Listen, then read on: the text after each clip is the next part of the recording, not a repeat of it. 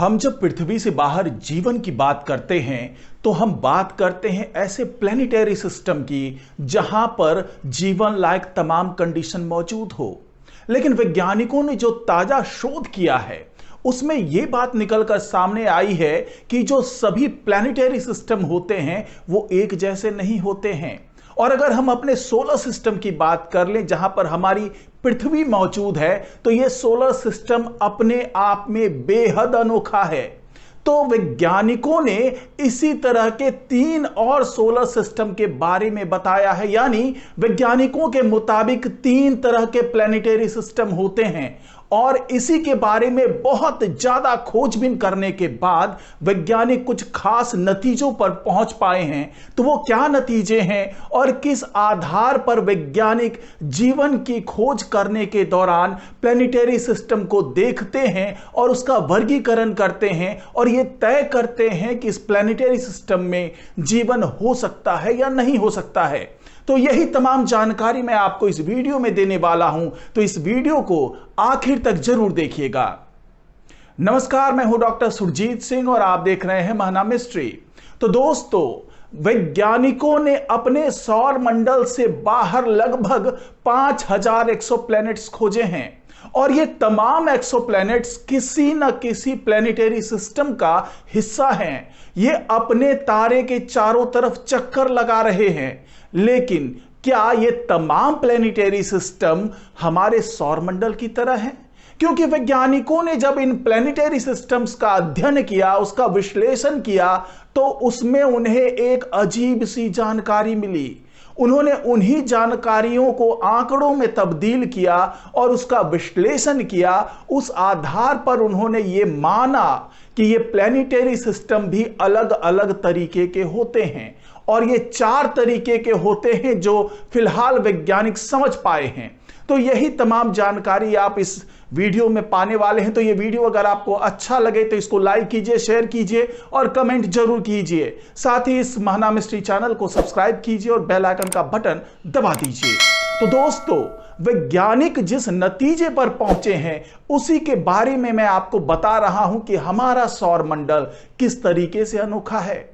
तो वैज्ञानिकों ने जो 4 प्लेनेटरी सिस्टम के बारे में बताया है उसके लिए उन्होंने 10 साल तक ब्रह्मांड की खाक छानी और वहां से जो आंकड़े मिले हैं उसी के आधार पर इन तमाम प्लेनेटरी सिस्टम का वर्गीकरण किया है। इस अध्ययन में यह पाया गया कि पृथ्वी का ग्रह तंत्र यानी हमारा जो सौरमंडल है वो इस वर्गीकरण का सबसे दुर्लभ श्रेणी का ग्रह तंत्र है और यही वजह है कि अब तक इसके जैसा कोई भी प्लेनेटरी सिस्टम मिला ही नहीं है। वैज्ञानिकों ने जब इस पूरे क्लासिफिकेशन को करने के लिए आंकड़े जुटाए तो उस वक्त वैज्ञानिकों को यह लग रहा था कि हमारे सौरमंडल जैसे और भी सौरमंडल होंगे और ब्रह्मांड में सभी सौरमंडल कुछ इसी तरह के होते होंगे। लेकिन जैसे जैसे नए प्लेनेटरी सिस्टम मिलते गए वैसे वैसे उन्होंने पाया कि हमारा सोलर सिस्टम तो कुछ ज्यादा ही अनोखा है। और वैज्ञानिक जब प्लेनेटरी सिस्टम का अध्ययन कर रहे थे तो उस वक्त उन्होंने सोलर सिस्टम के बाहर जो तमाम प्लेनेटरी सिस्टम मिले उसका ऑब्जर्वेशन किया। तो उस दौरान वैज्ञानिकों ने पाया कि इस प्लेनेटरी सिस्टम में ग्रहों के आकार और भार अपने पड़ोसियों से काफी मिलते जुलते हैं, लेकिन यह तय कर पाना निश्चित नहीं हो पा रहा था कि क्या 2 ही तरह के प्लेनेटरी सिस्टम होते हैं, एक हमारे जैसा या फिर वो जिसमें सभी प्लैनेट्स के आकार लगभग एक जैसे होते हैं। इसलिए वैज्ञानिकों ने एक ढांचा तैयार किया जिसमें एक ही तरह के प्लेनेटरी सिस्टम के ग्रहों की समानताएं या अंतर तय किए जा सकें। और इस प्रयास में उन्होंने 4 तरह के सौरमंडल या यूं कहें कि 4 तरह के प्लेनेटरी सिस्टम को क्लासिफाइड किया। और वैज्ञानिकों ने तमाम विश्लेषण के बाद जो क्लासेस तय किए, जो वर्गीकरण किया, उनमें यह था कि पहला समान यानी सिमिलर प्लेनेटरी सिस्टम, दूसरा नियमित या ऑर्डर्ड प्लेनेटरी सिस्टम, तीसरा अनियमित यानी एंटी ऑर्डर्ड प्लैनेटरी सिस्टम, या फिर मिश्रित यानी मिक्स्ड प्लैनेटरी सिस्टम। इन्हीं 4 श्रेणियों में वैज्ञानिकों ने तमाम प्लैनेटरी सिस्टम को बांटा। अब आपको बताते हैं कि इसका आधार क्या तय किया था वैज्ञानिकों ने। तो समान संरचना के तंत्र में ग्रहों के भार पड़ोसी ग्रहों के समान होते हैं, यानी ये जो सिमिलर प्लैनेटरी सिस्टम है उसमें सभी ग्रह लगभग एक जैसे ही भार के होते हैं। और ऑर्डर्ड प्लैनेटरी सिस्टम यानी नियमित ग्रह तंत्र में ग्रह जैसे जैसे अपने तारे से दूर होते जाते हैं उनका भार बढ़ने लगता है, जैसा कि हमारे सौरमंडल में होता है। यानी कि हमारा जो सोलर सिस्टम है वो ऑर्डर्ड प्लैनेटरी सिस्टम के तहत आता है। अब हम बात करते हैं एंटी ऑर्डर्ड यानी अनियमित के बारे में।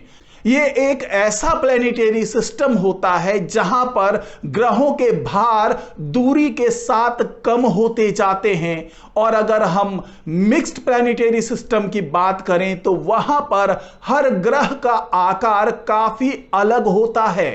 हालांकि वैज्ञानिकों ने यह भी माना कि ये जो तमाम प्लैनेटरी सिस्टम है उसका वर्गीकरण करने के लिए दूसरे फैक्टर को भी आधार बनाया जा सकता है, जैसे प्लैनेट्स के रेडियस, उसका घनत्व, वहां पर मौजूद पानी की मात्रा। ये तमाम ऐसे फैक्टर्स हो सकते हैं जिस पर प्लैनेटरी सिस्टम को आधारित करके उसे वर्गों में बांटा जा सकता है। लेकिन यहां पर सवाल यह उठता है कि प्लैनेटरी सिस्टम में किस तरह की संरचना बहुत ज्यादा देखने को मिलती है। किसी संरचना के निर्माण के पीछे कौन से कारकों की भूमिका होती है और किन की नहीं होती है। तो वैज्ञानिकों का यह मानना है कि वो ऐसे कुछ सवालों के जवाब इस आधार पर दे सकते हैं। और वैज्ञानिकों ने यह भी बताया कि उन्हें जो तमाम आंकड़े मिले थे उससे वो इस नतीजे पर पहुंचे हैं कि समान ग्रह तंत्र यानी सिमिलर प्लैनेटरी सिस्टम सबसे आम तौर पर पाई जाने वाली संरचना है। 10 में से 8 प्लैनेटरी सिस्टम इसी कैटेगरी के होते हैं। यही वजह है कि शुरुआत में केपलर अभियान में ऐसे ही तमाम प्लैनेटरी सिस्टम मिले थे। और सबसे ज्यादा चौंकाने वाली बात यह है कि जो नियमित ग्रह तंत्र होते हैं यानी ऑर्डर्ड प्लैनेटरी सिस्टम होते हैं वो सबसे दुर्लभ पाए जाने वाले प्लैनेटरी सिस्टम हैं। और इसी कैटेगरी के तहत हमारा सोलर सिस्टम भी आता है। और वैज्ञानिकों ने जब इस रिसर्च को आगे बढ़ाया तो वो इस नतीजे पर भी पहुंच गए कि किस तरीके से अलग अलग तरह के प्लैनेटरी सिस्टम का निर्माण हो रहा है। इसके आधार पर वैज्ञानिकों ने बताया कि जो छोटे प्लैनेटरी डिस्क होते हैं उसमें मौजूद गैस, धूल और अन्य पदार्थ ऐसे ग्रहों का निर्माण करते हैं जिससे सिमिलर प्लैनेटरी सिस्टम का निर्माण होता है। जबकि जो बड़े प्लैनेटरी डिस्क्स होते हैं उनमें बहुत सारे भारी तत्व मौजूद होते हैं और इससे ज्यादा नियमित यानी कि ऑर्डर्ड प्लैनेटरी सिस्टम या फिर एंटी ऑर्डर्ड प्लैनेटरी सिस्टम का निर्माण होता है। जबकि अगर हम मिक्स्ड प्लैनेटरी सिस्टम की बात करें तो उसका निर्माण मध्यम आकार के जो प्लैनेटरी डिस्क होते हैं उसमें मौजूद गैस, धूल और अन्य पदार्थों से उसका निर्माण होता है।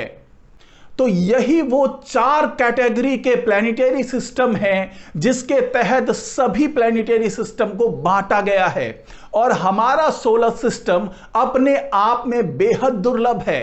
इस तरह का कोई और प्लैनेटरी सिस्टम बाहर देखने को नहीं मिला है।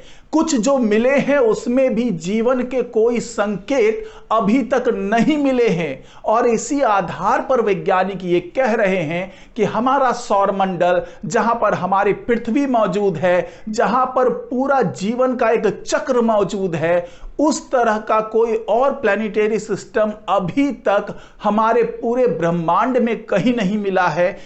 तो आज की रिपोर्ट में फिलहाल इतना ही। नमस्कार।